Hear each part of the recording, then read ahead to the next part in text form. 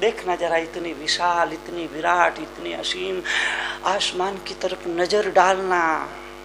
सूर्य है, चांद है, तारे है, नक्षत्र है, ग्रह है, बुध, मंगल, शुक्र, शनि, रवि, सब कुछ है, मगर क्या नहीं, आसमान में खंभे नहीं होते। आसमान में खंभे नहीं होते, आसमान में खंभे नहीं होते, आसमान में खंभे नहीं होते हैं। धरती में अहंकार नहीं होता, आसमान में खंभे नहीं होते हैं। पानी में छुआछूत की भावना नहीं होती है, और मनुष्य के पास सब कुछ है, मगर एक चीज मनुष्य में नहीं। वो क्या? 3 प्रश्न के उत्तर मैंने दिए भाई, कम से कम एक प्रश्न का उत्तर तो आप लोग दें।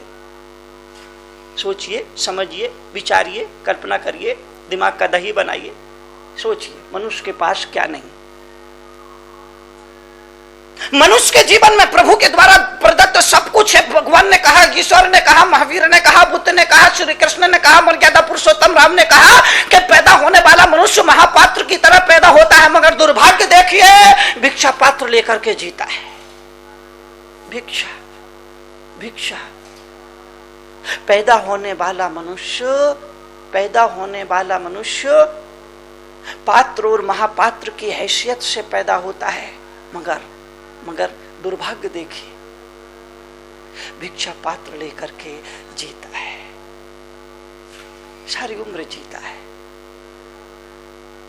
सारी उम्र भिक्षा पात्र लेकर के जीता है। महावीर ने कहा कि सम्राट की तरह पैदा होने वाला इंसान भिखारियों की तरह जीता और भिखमंगों की तरह मर जाता है। यह दुर्भाग्य है। बेड़ियों और शिक्षों में पैदा होना दुर्भाग्य नहीं है, बल्कि बंधनों के बीच में जीना और बंधनों के बीच में मर जाना, यह मनुष्य जाति का सबसे बड़ा दुर्भाग्य है।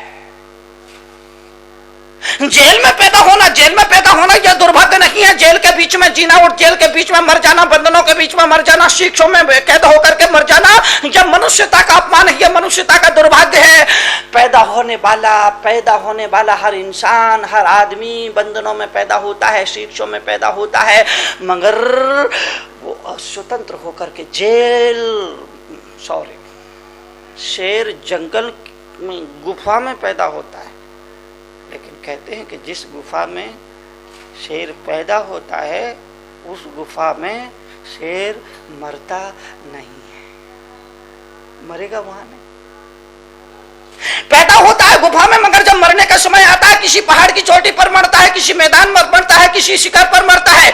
इसी तरह से ज्ञानी जो वासना के विस्तार पर पैदा होता है, वासना के विस्तार पर पैदा होना दुर्भाग्य नहीं है, वासना के विस्तार पर जीना और वासना के विस्तार पर ही मर जाना। मैं समझता हूं ये दुनिया का सबसे बड़ा दुर्भाग्य है। मुनि तरुण सागर ये बताने के लिए यहां मौजूद है कि वासना के विस्तार पर पैदा होना, वासना के विस्तार पर पैदा होना, वासना के विस्तार पर पैदा होना, वासना के विस्तार पर पैदा होना कोई बात नहीं है, लेकिन वासना के विस्तार पर मत जाना, वासना के विस्तार पर पैदा होना, मगर साधना के विस्तार पर मर जाना, साधना के संस्तर पर आकर के बैठ जाना, तो जीवन सफल हो जाएगा, जीवन सार्थक हो जाएगा, जीवन स्वर्ग हो जाएगा, जीवन में मोक्ष घटित हो जाएगा। यही तो जीवन का सूत्र है। तो मनुष्य के पास सब कुछ होता है, मगर एक चीज नहीं होती। आप बताएं भाई साहब, आप बताइए। नो भाई साहब आप बताइए। ना भाई साहब आप बताइए। ना सही जवाब किसी ने नहीं दिया। सही जवाब मैं चाहता हूं। यह जवाब आपको अपनी चेतना से, अपनी समझदारी से, अपनी होशियारी से, अपनी प्रज्ञा से, अपनी अंतरंग से, अपनी विचारधारा से, अपनी थिंकिंग से, अपने पावर से, अपनी अंतःकरण, अपनी अंतःचेतना से देना चाहिए। मनुष्य के पास सब कुछ है नहीं है मनुष्य के पास, तो मनुष्य के पास सब्र और संतोष नहीं, सब कुछ है।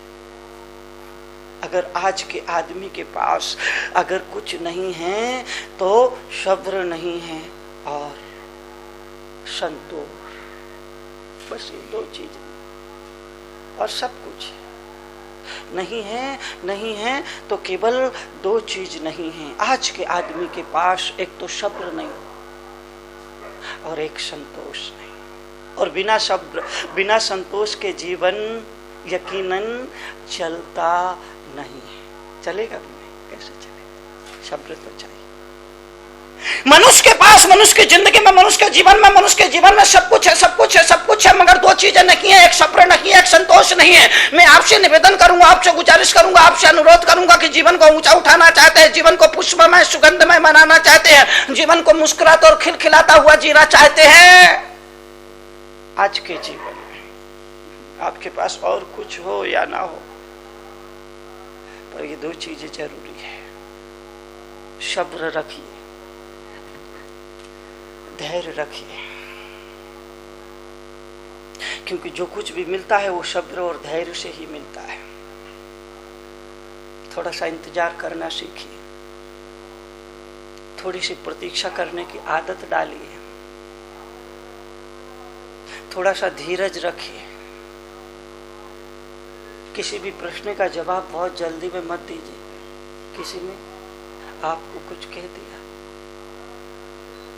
कठोर शब्द कह दे, गाली दे, तो थोड़ा सा इंतजार करिए, विचार करिए कि जवाब देना जरूरी भी है या नहीं। कभी कभी जवाब देना जरूरी नहीं होता, इसके बावजूद भी हम जवाब देते हैं, परिणाम में हमें मिलता कुछ भी नहीं है। क्या मिलेगा? कुछ नहीं मिलता। सब्र रखिए, धीरज रखिए, थोड़ा धीरज से काम लीजिए, थोड़ा सब्र से काम लीजिए। मनुष्य में अगर सब्र नहीं होगा तो याद रखना, बीज को बोने के बाद कुछ इंतजार करना पड़ता है उसके अंकुरण के लिए। 9 महीने के बाद ही बेटे का मुख देखा जा सकता है, बेटे का जन्म होता है, बेटा दुनिया में आता है। अगर इतना सब्र ना हो तो क्या हो? तो सब्र जरूरी है। प्रार्थना करें, आप प्रार्थना करने के बाद फल का इंतजार, फल के लिए इंतजार करें। हम इतने बेईमान लोग हैं, उधर मंदिर में प्रार्थना करते हैं, प्रार्थना करके मंदिर से बाहर निकलते हैं और पहली सीढ़ी पर पैर रखते हैं और हम चाहते हैं कि रत्नों की वर्षा हो जाए, हमें पूजा करने का अतिशय और चमत्कार दिखाई दे। अरे बाबा, प्रार्थना की है ना तुमने, बस तुमने अपना काम कर लिया, अब इंतजार करो। अब तुम्हें कुछ नहीं करना है, जो कुछ करना है उसको ही करना है। तुमने तो अपना काम कर लिया, तुमने तो अपना काम कर लिया, अब तुम्हें कुछ भी नहीं करना है।